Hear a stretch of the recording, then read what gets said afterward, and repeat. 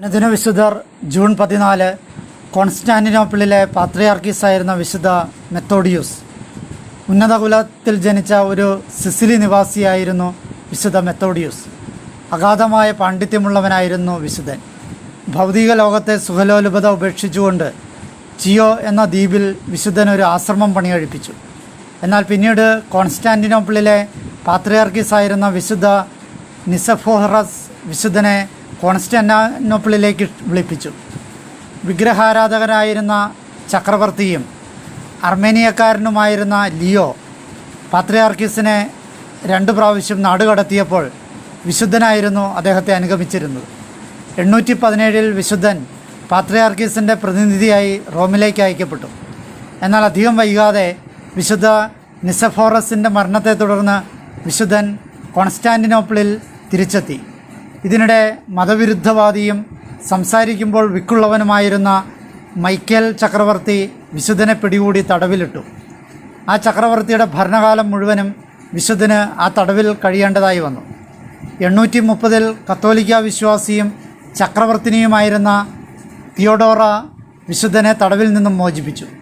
എന്നാൽ അധികം താമസിയാതെ തന്നെ അവളുടെ ഭർത്താവും ദൈവഭക്തനുമല്ലാതിരുന്ന തിയോഫിലൂസ് വിശുദ്ധ മെത്തോഡിയൂസിനെ നാടുകടത്തി. 842 തിയോഫിലൂസ് മരണപ്പെടുകയും തിയോഡോറ തൻ്റെ മകനും ചക്രവർത്തിയുമായ മൈക്കേൽ മൂന്നാമൻ്റെ ഉപദേഷ്ടാവുകയും ചെയ്തു. തുടർന്ന് അവർ വിശുദ്ധ മെത്തോഡിയൂസിനെ കോൺസ്റ്റാന്റിനോപ്പിളിലെ പാത്രിയാർക്കീസായി നിയമിച്ചു. വിശുദ്ധൻ കോൺസ്റ്റാന്റിനോപ്പിളിൽ സഭയെ മതവിരുദ്ധ വാദത്തിൽ നിന്നും മോചിപ്പിക്കുകയും വർഷം തോറും നന്ദി പ്രകാശനത്തിനായി ഒരു തിരുനാൾ സ്ഥാപിക്കുകയും ചെയ്തു. ഫെസ്റ്റിവൽ ഓഫ് ഓർത്തഡോക്സി എന്നാണ് ആ തിരുനാൾ അറിയപ്പെട്ടത്. മതപീഡനത്തിനിടയ്ക്ക് വിശുദ്ധൻ്റെ താടിയെല്ല് പൊട്ടിയതിനാൽ തൻ്റെ താടിക്ക് താഴെയായി ഒരു തുണി കൊണ്ട് ചുറ്റിക്കെട്ടിയാണ് വിശുദ്ധൻ ജീവിച്ചിരുന്നത്.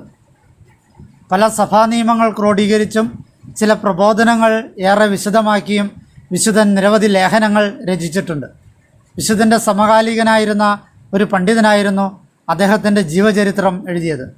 4 വർഷത്തോളം കോൺസ്റ്റാന്റിനോപ്പിളിൽ സഭയെ നയിച്ചതിന് ശേഷം 846 ജൂൺ 14 വിശുദ്ധൻ നീർവീക്കം ബാധിച്ച് മരണപ്പെട്ടു. അദ്ദേഹത്തിൻ്റെ തൊട്ടു പിൻഗാമിയായ വിശുദ്ധ ഇഗ്നേഷ്യസ് വർഷം തോറും വിശുദ്ധൻ്റെ തിരുനാൾ ആഘോഷിച്ചു തുടങ്ങി.